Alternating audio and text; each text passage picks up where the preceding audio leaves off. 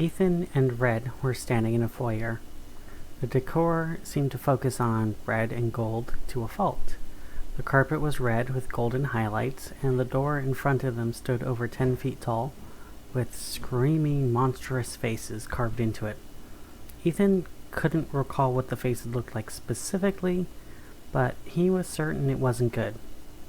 Where are we? We are in the Crossroads Diner Theater, the place that meets all other places.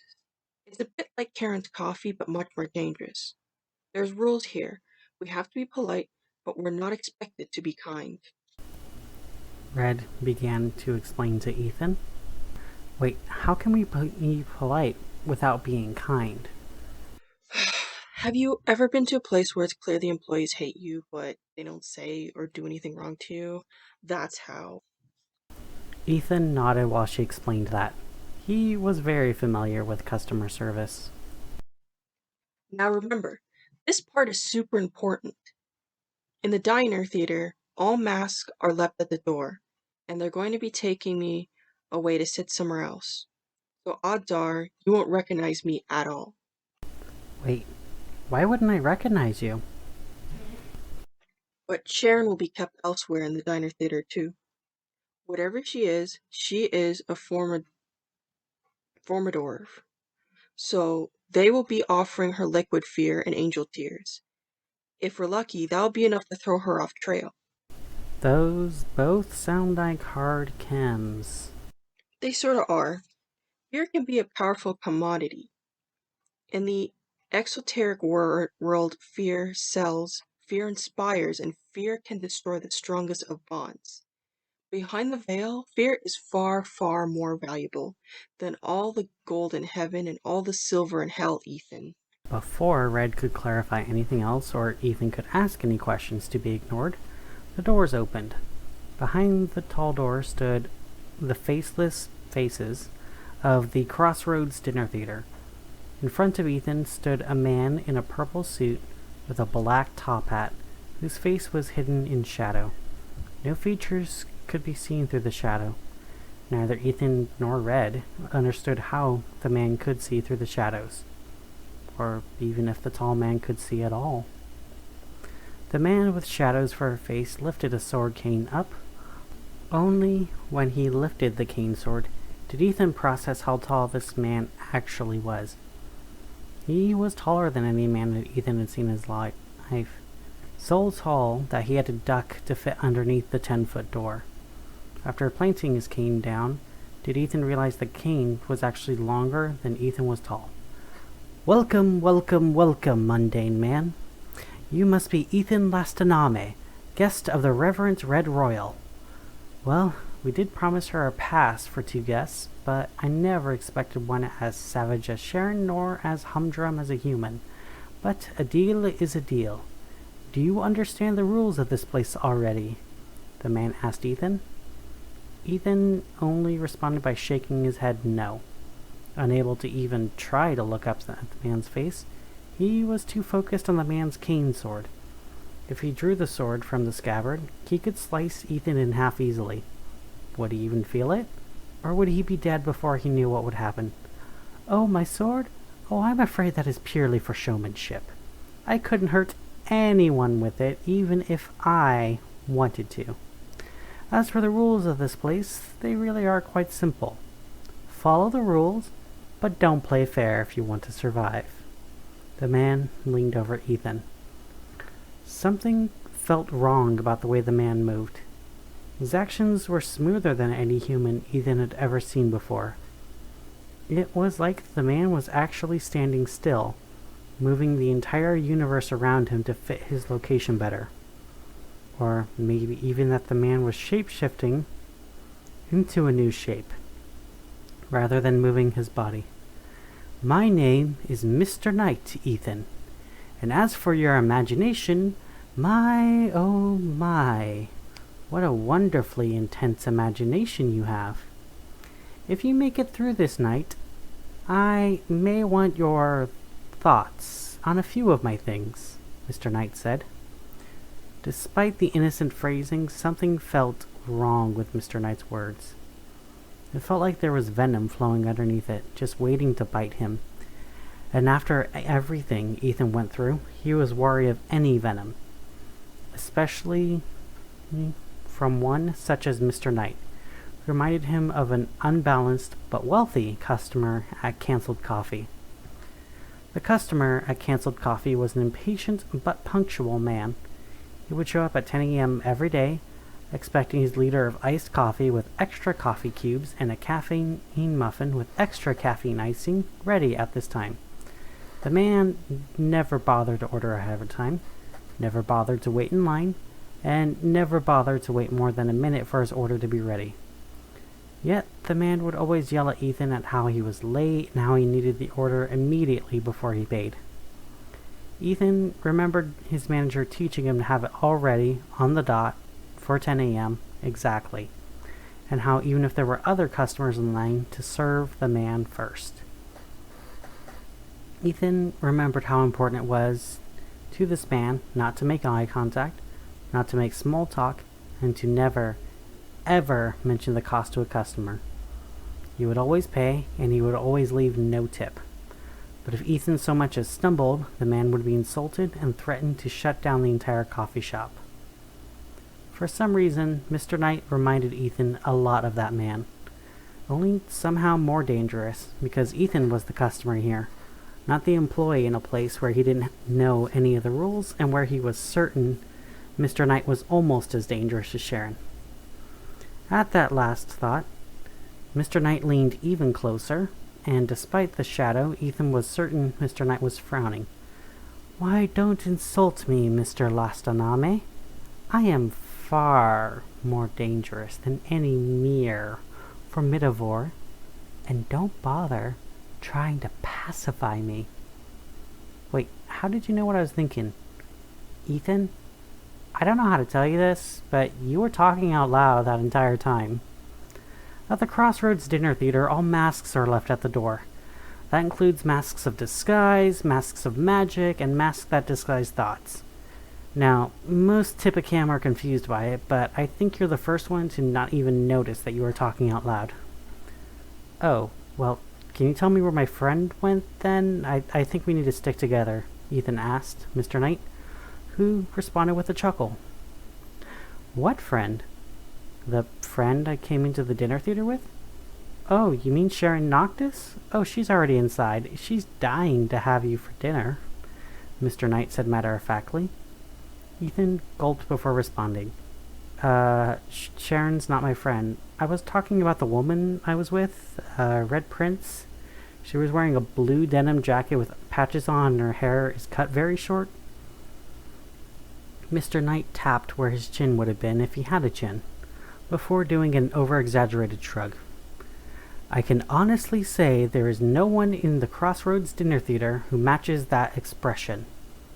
Do you mean match that description? No. Ethan was about to ask what Mr. Knight meant by that expression, but then decided it would be a bad idea to ask more questions along that line. It would probably lead to more and more tangents until Ethan couldn't remember what they were talking about in the first place.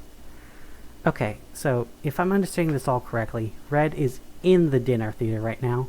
She doesn't look like how I expect her to look, so my best bet to find her is to look for her when she doesn't look like what I expect, Ethan said. Mr. Knight nodded at the statement, and despite not having a visible mouth, Ethan could hear the smile in his voice. Very good, Ethan. You're proving more clever than I first thought. Well, can't I just wait out here in the hallway and she can meet me here and we can leave? Ethan asked Mr. Knight. Whatever smile was in Mr. Knight's voice, it quickly disappeared as he answered Ethan's question with a chuckle.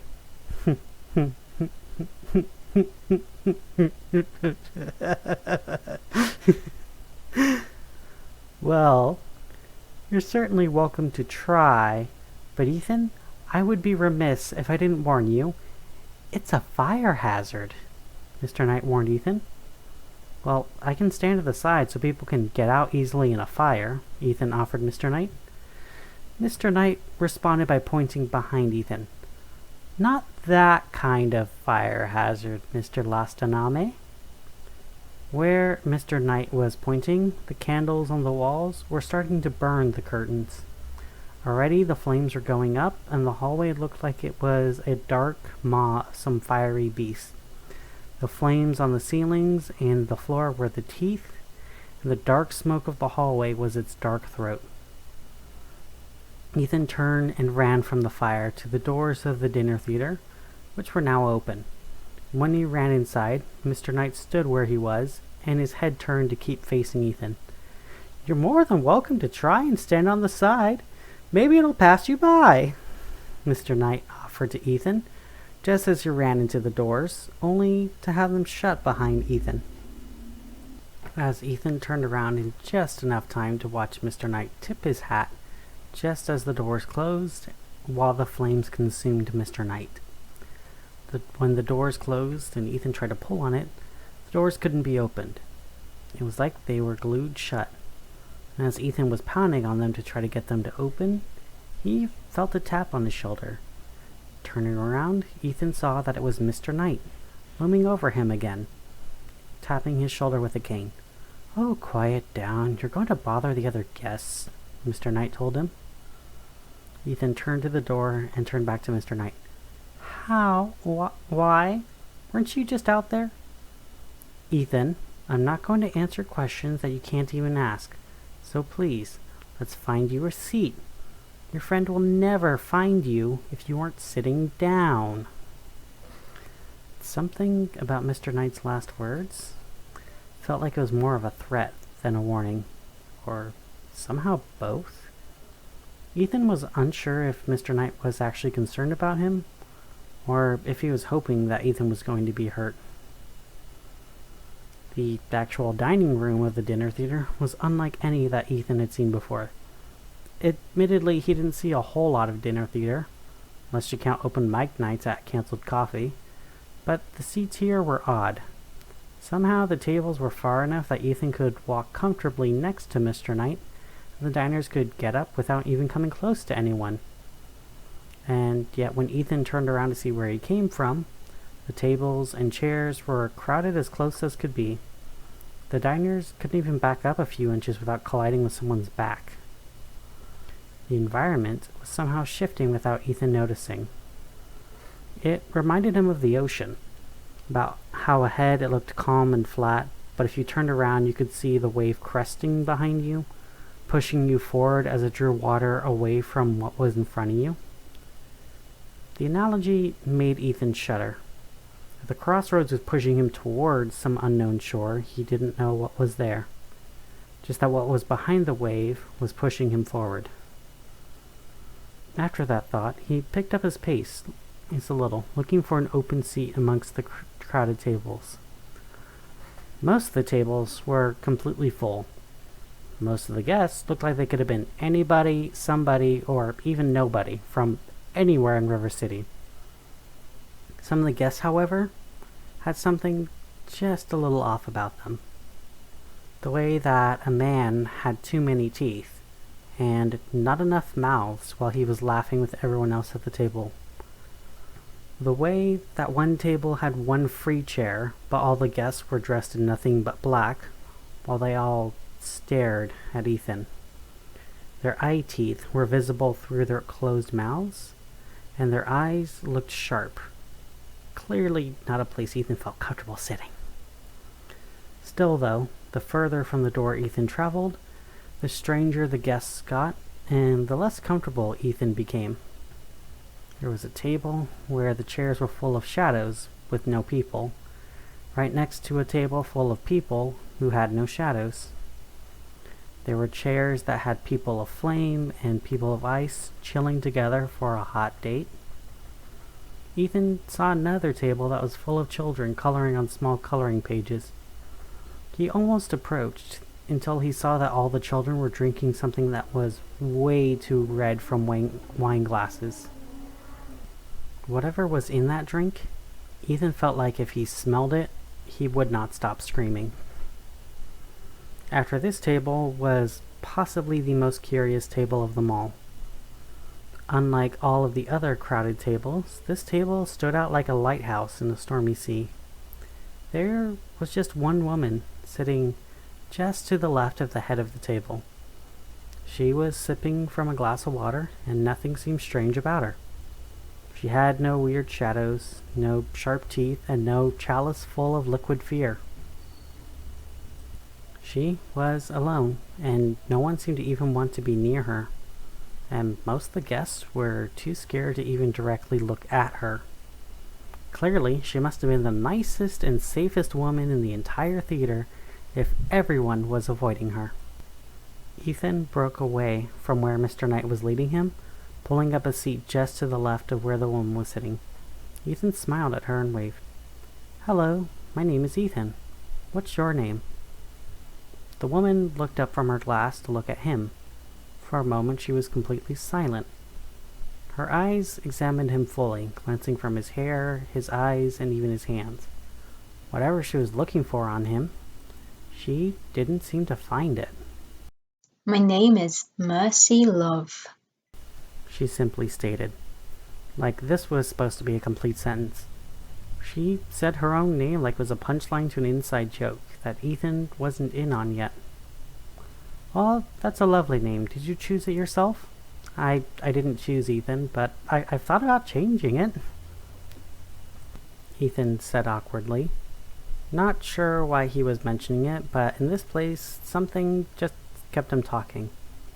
Mercy stared at him with a flicker of a smile at his statement before she rested her chin on her hand. She was dressed in a pastel pink turtleneck sweater that distinctly smelled like pumpkin spice. A smell Ethan was very familiar with every Sunday at Cancelled Coffee. She had no apparent makeup on, and her hair was straight and well brushed, tied back with a single red ribbon. The only thing separating her from the Sunday crowd, as far as Ethan could see, was a single piece of jewelry in the form of a pewter inverted pentagram that was resting squarely on her heart. "You've never heard my name before now, Ethan?" Mercy asked him. Ethan responded by shaking his head. "I'm sorry, I haven't. I'm a Tipicam, and I'm sort of new to all this veil stuff. I've never heard your name before, but judging by your name and how nice you are and how pretty you are, you must be a fairy princess, or maybe even an angel," Ethan offered. Not sure if he was being nice or trying to flirt with Mercy. This time, Mercy's smile became a full-on laugh. A laugh full of relief, stress, and a note of tension within. A laugh of someone who knew something that the audience didn't. It reminded Ethan of dramatic irony in a play, but as far as he knew, the play didn't begin yet. "Oh my, Ethan, that's the sweetest thing I've heard all day, but you are very clearly new to all of this. If you've ever met a fairy princess, you wouldn't find her nice, and if you've ever seen an angel, you wouldn't call them pretty, and if you knew my name, well, I wouldn't have laughed so devilishly loud." Mercy explained to Ethan, only confusing him further until he felt a strong hand on his shoulder. "I'm so very sorry, Miss Love, about this mortal's misstep. Please allow me to remove him," Mr. Knight said, as he began to pull at Ethan until Mercy lifted her left hand, her right hand wiping the tears from her eyes. "Let him stay. He's amusing and kind, and how often will I get a conversation with an equal?" Mercy said. Mr. Knight's hand retreated from Ethan's shoulder like it was suddenly on fire. "Oh, of course, Princess, but if I may be so bold, he's not your equal, and he shouldn't be here. He's a guest of a common witch," Mr. Knight said. Mercy looked at Mr. Knight directly at where his eyes would be. Nothing changed about her, but Ethan could hear Mr. Knight take a step back from her look, like a child who realized he was caught doing something he wasn't supposed to be doing. "Well, in the eyes of my father, you're equal to the least of humanity. And since Ethan doesn't know who I am, as far as I'm concerned, he is my equal. So I say he's staying," Mercy stated, all confidence in her voice with no hints of doubt or false bravado. Ethan had no idea how Mercy was so brave in someone who was basically the god of this place. Mr. Knight only nodded at these words, his face looking down towards his shoes. clearly unable to even look up at Mercy's gaze. Well, is your father going to be joining us tonight? Not tonight, Knight. Daddy has some dastardly deeds distracting him from dinner tonight. But I'd still think twice before trying anything. You know he'll come running as soon as I speak his name. Mercy said. Mr. Knight nodded again and slunk away. When he was another table away, he stood up straight again and was back to his normal role. What was that all about? He called you a princess? Ethan asked Mercy, who only scoffed at that. Ugh, I don't want to hear that right now. I came here to escape all of the hellish drama for the night. Only it just so happens that everyone here except you knows who my dad is. So, if it's okay with you, Ethan, just Mercy tonight.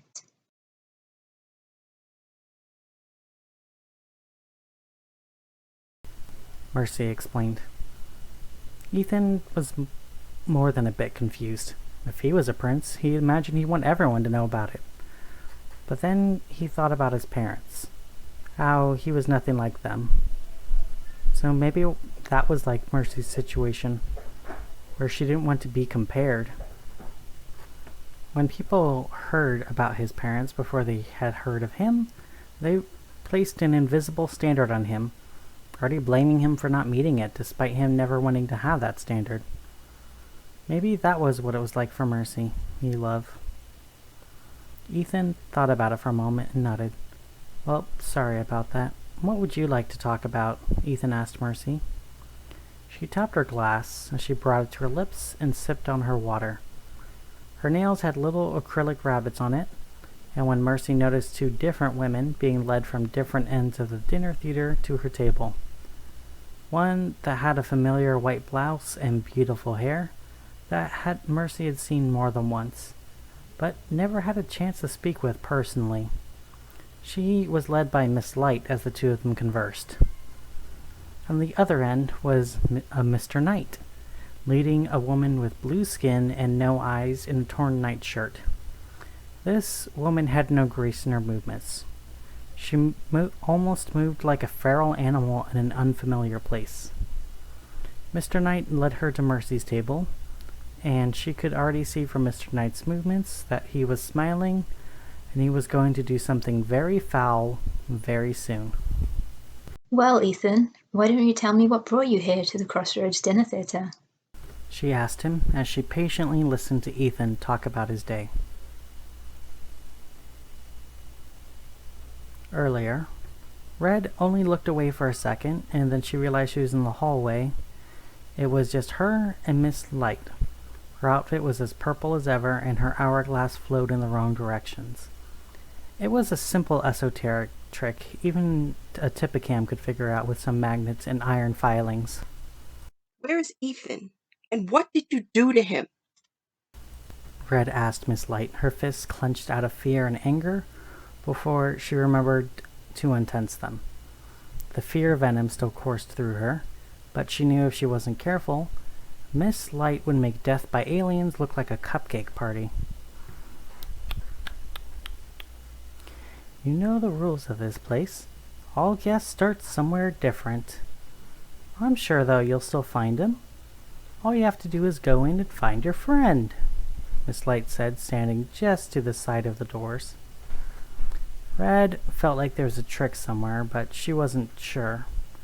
After thinking for a moment and not sure what was happening, she decided that whatever trick Miss Light was going to be was something she could handle. Red stepped by Miss Light, and she felt her shoulders lighten. Her jacket was gone and in Miss Light's hands. Already, Red could feel the magic being dispelled. I'll take your coat, Miss Pierce. As you know, in the dinner theater, no masks are allowed, Miss Light said.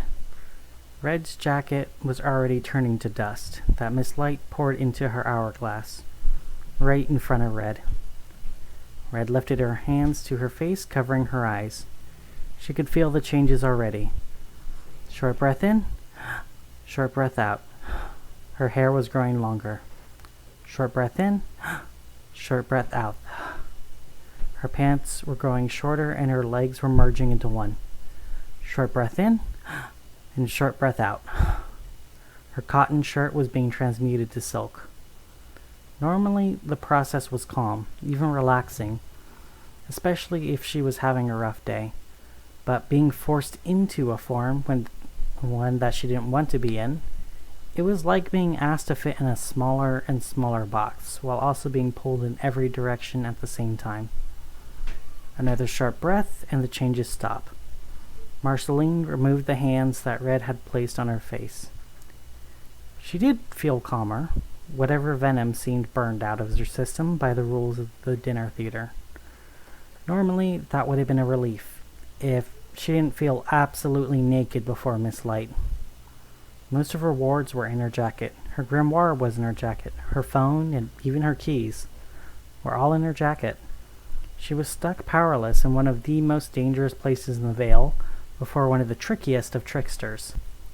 Why did you do this to me? How am I supposed to defeat Sharon without my magic? Marceline asked Miss Light, who only shrugged. Well, Miss Pierce, no masks are allowed here. Red Prince is nothing more than your mask, and honestly, your magic is just the makeup beneath that mask. If you were actually born into magic, it wouldn't have been taken away from you so easily. Miss Light said with as much regret as a teacher taking a pen away from a ruly student. Miss Light honestly didn't see it as her doing anything wrong. In her mind, she wasn't stripping anything essential for Marceline. She was just removing her coat.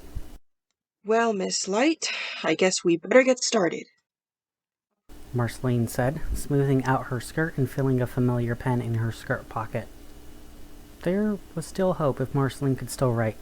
Her magic was based on writing, and she knew that if she had to, she could write some spells down to help herself out. But it wasn't as good as having her grimoire or even her jacket. But maybe she could manage something. Well, Mark, come on, let's find your friend, Miss Light said, walking through the doors while Marceline bristled at her words. The only person to call her Mark was her grandmother, and she knew for sure that Miss Light was going to be pulling something if she was already playing mind games. The dinner theater was as normal as ever. Most of the tables were full of esoteric beings hoping to see something interesting tonight. Nearly all of them were also hoping that the interesting to watch tonight wasn't going to be themselves. But you never knew in the Crossroads. There was always a chance that a paying audience member may wind up as an unwilling and unpaid actor for the show. Marceline felt her hands twist and squeeze each other. She hadn't been this nervous since she was a little girl, and her grandmother took her to the Caligula's Carnival of Carnivalistic Carnage. Marceline felt herself watching the floor and her feet a lot more than she did before the other guests, but she did get glimpses of them. She saw a table occupied by Visigoths, dressed up like vampires, trying to be intimidating. She saw a table of shadowlings ready for dinner, just apart from their old hosts, who were now shadowless. These groups were certainly a bit different from what Marceline was used to, but they weren't dangerous. When she passed the table full of dualities, though, she felt her breath catch. The children were in full form, so likely their demonic mentors were sated. But there was still that tiny little voice in her head reminding her. Predator at rest, and a predator poised to strike both look the same to the prey, Marceline told herself, reminding herself of a parable her grandmother used to teach her. Still, though, past the dualities, Marceline could see Ethan sitting at an almost deserted table. Just one woman with him who was listening intently. Her lack of weapon, visible protectors, or other visible signs of power led Marceline's breath to quicken. To Marceline, this woman might as well have been wearing a giant shirt that said, "I'm the most dangerous one here." Someone this visibly vulnerable was at least a high-ranking witch, if not something much, much more powerful and much more dangerous. Still, though, something about the way the woman smiled, Marceline was certain there was a reason Ethan wasn't on a plate right now, and she would have to remain diplomatic. From across the dinner theater, Marceline could see Sharon was also approaching Ethan. Now picking up her pace, moving as quickly as she could without it counting as running, Marceline fought past the now crowded chairs and tables, with barely enough room to squeeze by. Somehow the crossroads were making it harder for her to move past, where only moments ago she moved without trouble. It was clear now. Mr. Knight and Miss Light wanted the three of them to be on tonight's show. Now aware of this, Marceline noticed the spotlight on herself and Sharon and Ethan's table. Only just now aware of the spotlight, she also now noticed every table she squeezed by was staring intently at her, even before she came by. As Marceline squeezed past another chair with a very spiky patron, she had to hope she would provide a good enough show that they could all go home. Because if she didn't, then Sharon would get her desired dinner, and Marceline would be serving as the entertainment for a very long time. Earlier with Sharon. When Sharon entered the Crossroads dinner theater, she knew something was wrong immediately. The sense of fear she was chasing just a moment ago completely vanished. The air around her was also cooler. The ground beneath her now felt like carpet. Whatever the witch did, clearly she teleported her elsewhere. Sharon didn't think that humans had such technology, but clearly they did. "Oh, hello. You must be one of the Red Prince's guests," the voice said behind Sharon. Sharon turned to the source and found something else very odd.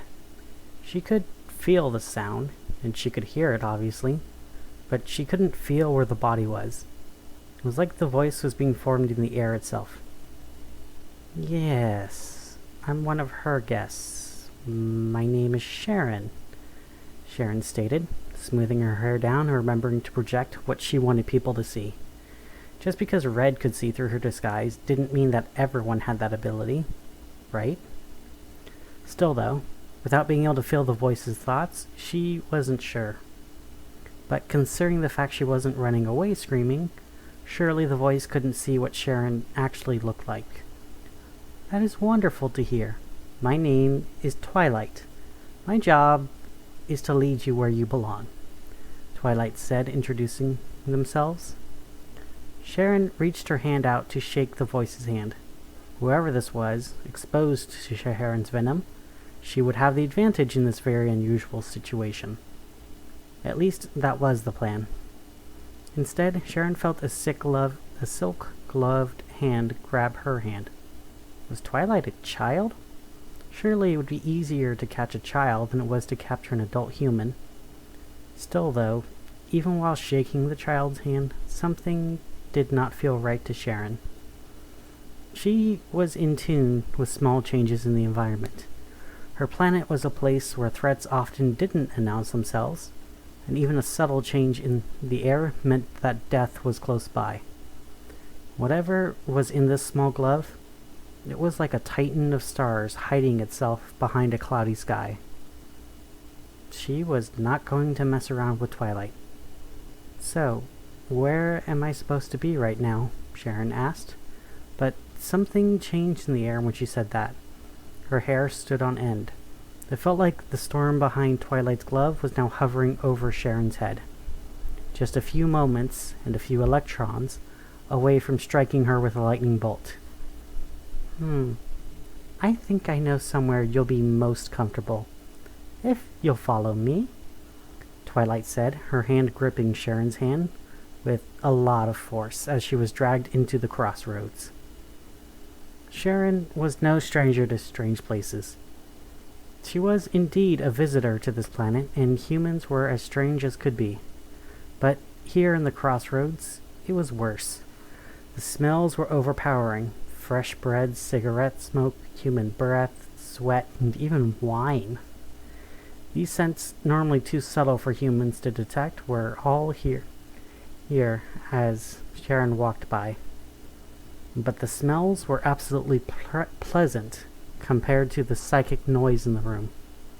It was like in a room covered in radios, each one tuned to a different station, all playing as loud as possible.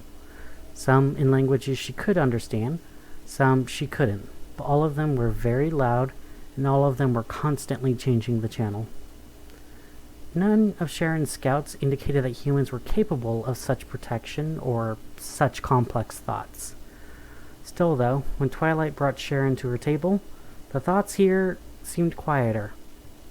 Hunger, impatience, boredom, and a need for entertainment. It was like being in a business conference all over again. But what was strange was the air displacement. Sharon could feel that there was a pocket of air to her left. The scent was like wood smoke, but it stayed in one place. But from that spot, Sharon could feel the thoughts of the smoke. It was deliciously anxious, marinated for years in the haze of self-doubt. The thoughts were full of juicy second and even third guesses. The sour of self-degradation only made the savory fear all the more delicious. Sadly, this smoke creature had no physical presence as far as Sharon could tell, which was sad, otherwise she would have found her next prey. What strange creatures in this place. Across from Sharon was someone more physical. The air was displaced in such a way it told Sharon it was a medium-small human. The human had a unique smell to her, the unmistakable scent of an old lady. Sharon heard her brushing her hair and humming a song that Sharon didn't recognize. But something about this woman's thoughts bothered her. Even the bravest human Sharon met had known fear. Usually some flicker of anxiety or a flash of fright. Even a human who missed the part of the brain responsible for fear still panicked at the feeling of suffocating, or her heart still pounded at adrenaline. But this hag's mind didn't know fear. Her thoughts were free of worry. She didn't know bravery, courage, self-preservation, nor care. She terrified Sharon. What kind of evolution would lead to a sapient creature that didn't care about its own existence? If it wasn't for the fact that the hag's thoughts were on her own hair, Sharon would have thought her a machine. "Welcome to the cool kids table. My name is Mara," the smoke creature said to Sharon, seemingly extending an appendage for Sharon to shake. Sharon gripped the smoke and shook the smoke. It was a lot like gripping a breeze. There was certainly no physical presence for Sharon to feed on or to poison. "My name is Sharon," Sharon responded, just as the drinks were placed in front of everyone. Immediately, Mara and the hag both picked up their glasses quickly and drank it like it was an antidote to life. Sharon lifted her warm glass, sniffing the substance within. It didn't smell like poison. It only smelled like fresh water. Lifting the glass to her mouth, she tasted the substance within it, expecting it to taste like water. What it did taste like was unlike any substance she had tried before. The drink was hot in temperature, but the taste was cold as mint, spreading across her mouth, even cooling her teeth, and when it slid down her throat, the cold spread even further, from her throat, numbing her body where it touched. "What is this?" Sharon rasped out. She enjoyed the taste. She never dreamed that a substance could carry so much concentrated fear, especially since she thought only living things could produce fear. "Oh, that's angel's tears. They exposed an angel from LCL to something so terrifying it brings the angels to tears. They then put the single tear into a barrel of water. That way the fear can infuse it all, because even a drop of it is concentrated too much for anyone to consume. Try to imagine what could possibly scare an angel so much to reduce it to tears." Mara answered, her glass now empty.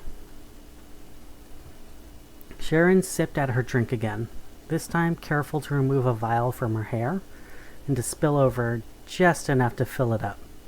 She would have to test the substance in the mothership. Maybe Earth had a lot more to offer other than just cattle. Maybe, just maybe, the cattle could produce milk too. Sealing the vial and placing it back in her hair, Sharon sipped a bit more of the angel's tear, letting the cold flow through her. She felt the air displace behind her again. The same electric prickle she felt from Twilight was behind her again. But if Twilight was a titan of stars hidden behind thin clouds, then this being was a titan of supernovas, hidden behind nothing but air. Sharon Noctis, the deep voice asked her. Sharon turned to face where the voice came from, somewhere much higher than she knew a human could grow. Yes, that's me. And you are? Mr. Knight, one of the owners of the Crossroads Dinner Theater, and your host. I'm sorry I wasn't able to bring your dinner to you. Someone else claimed it. But if you come with me, you may still be able to enjoy your dinner, Mr. Knight explained. Sharon only shook her head, her hand clutching tight to her glass. Well, if my dinner was taken, I'm sure your kitchen could come up with, "It's Ethan," Mr. Knight blurted out. Sharon could hear ruffling as he fixed his suits. Oh, my apologies. I'm usually more subtle, but as I am given to understand from that confusing cacophony you call a mind, did you just insult me? You cannot prove that I didn't. That you wish to consume Mr. Lastaname. However, the person he is with seeks to keep him away from you. And let me guess, you're telling me this only out of the goodness of your heart, Mr. Knight. You may call me Mr. Knight. And I'm doing this more out of spite of someone rather than helping you. Sharon waited for a moment before standing, turning her whole body to face where she felt Mr. Knight's voices coming from. He easily stood over her, but if he expected that to intimidate her, he was sorely mistaken. She was the one who brought fears. She never had to worry about anything as a threat to her before. Being an apex predator had its advantages. Still, though, from where Mr. Knight stood, there was no cool tingle of fear, no delicious adrenaline, and no electric anxiety. There was only a very mild interest and a much more sour undertone. What was that name of that feeling? When you were harmed by someone and you wanted to cause harm back to them? Well, eventually she would remember.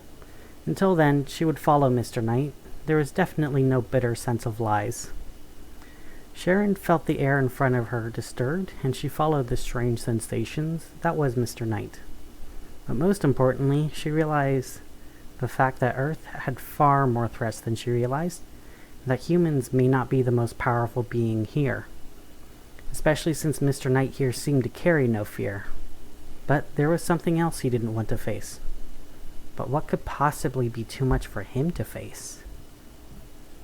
Still, though, Sharon couldn't read Mr. Knight. Whatever was in his mind, it was like static between the signals, persistent and ever-present. Sharon could detect the noises that were hidden behind the static, a shape of what felt like a man, a distant howling that shook deeper than bones and into DNA, and even something else. A desire. Are you done trying to read my mind, Miss Noctis? Mr. Knight asked her. Sharon only stammered. I thought you couldn't understand my thoughts. No, I just said your mind was a cacophony. But trust me, you're not as concealed as you think you are, Sharon. You don't bother concealing your mind. You're too used to others trying to hide from you. It's like reading every word at the book at the same time, because the author never learned to put them in order. You're a lot like a shark in that regard. Because I am fierce and unstoppable? Because you're an apex predator on the top of your food web. But the funniest thing about apex predators? They're only the top of their own ecosystem. How well do you think a shark does in a desert? His last words were a whisper, just behind her, straight into her ear. Sharon felt a shiver down her spine and a creep down her neck. Earth was proving to be a fascinating place indeed. Steps away, Sharon smelled something very familiar. The scent of a prey she'd been pursuing for a long time now. Ethan. Rushing forward, past Mr. Knight, Sharon was vaguely aware of red prints further away, but something was a bit different about her. and she was very aware of a woman sitting next to Ethan.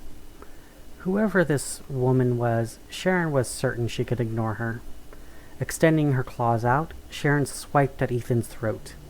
In her mind, she could already feel Ethan's warm lifeblood spilling over her. The final moments of his life filled with fear, while his synapses fired off the last signals, informing him of pain and fear. Instead, Sharon's claws swiped at something else entirely. Wool. Sharon's strike went into the sweater and the arm of the mysterious woman who was sitting with Ethan. She lifted her arms in Ethan's defense while he cowered. No matter. Sharon would get rid of her quickly. She lifted her other claws to strike, but the blow never came. Sharon lunged forward to tear her fangs into the flesh to rip what she could, but her head couldn't move. Before Sharon, Mercy raised her arm gently, rolling up the sleeve to reveal her skin. Underneath the scratch sweater was skin that had thin lines of blood slowly oozing out over her dark tattoos. While what was revealed wasn't the entire image, and what was seen caused Ethan to freeze and Marceline, who had just arrived, to also pause when they saw it. What was visible was a screaming skull with a single eye socket in the middle of the forehead, and tusks emerging from the bottom of the skull. While Sharon wasn't aware of the tattoo, she was aware of the fact she couldn't move. Silver strings stuck into her skin. Red ichor flowed from the wounds and up the strings. What is this? Sharon spat as she struggled, which only made the silver dig deeper and deeper into her body. The pain reached further and further as the silver snaked throughout her body. Well, you broke one of the rules of the Crossroads. You don't harm another guest. Anyone who harms a guest serves in the Crossroads until Mr. Knight decides your service is up. Mercy told her. Sharon, now stuck in this position, decided to play her last possible card. Projecting her best possible illusion, she was certain she appeared as her human form, making sure that Ethan could only see her as an injured, bleeding human woman. Ethan, I don't know what's going on. Why am I here? She whimpered, the blood continuing to drip out of her wounds, but instead of falling to the ground, it slid up the silver wires, almost like they were her new blood vessels, carrying her blood to her new heart in the dark above. Or possibly that they were mosquitoes drinking her life away. Ethan stepped towards her as Marceline grabbed his arm and whispered to him. Ethan, I can't hurt you anymore. You need to leave her here. If you try to let her go or hurt her, then she wins. She'll leave this place, and you'll take her place. Let her go, Ethan. Marceline begged him. Ethan looked at Sharon and then back at his friends.